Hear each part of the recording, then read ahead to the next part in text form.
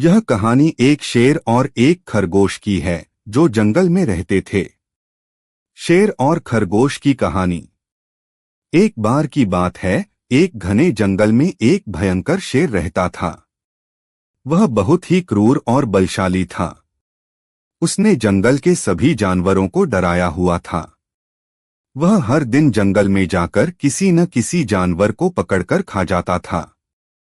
सभी जानवर शेर से बहुत डरते थे, लेकिन एक दिन शेर ने घोषणा की कि अब वह हर दिन एक जानवर को खा जाएगा ताकि उसे हमेशा खाने के लिए खाना मिल सके। सभी जानवर डर के मारे शेर के पास गए और विनती करने लगे कि वे उसे छोड़ दें। शेर ने एक शर्त रखी, हर दिन एक जानवर मुझे खा जाएगा, लेकिन अगर तुम मुझे हर दिन एक जानवर भेज सको जो मुझे संतुष्ट कर सके तो मैं किसी को नहीं खाऊंगा।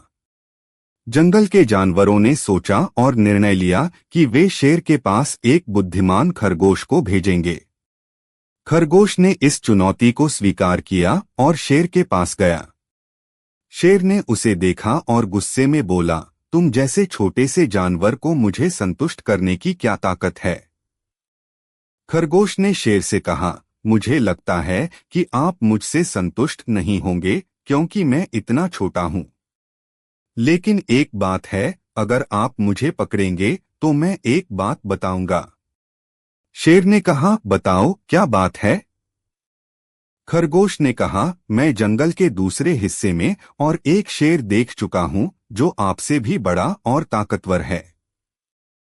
वह मुझे खा जाना चाहता था, लेकिन मैं किसी तरह से बचकर यहां आ गया।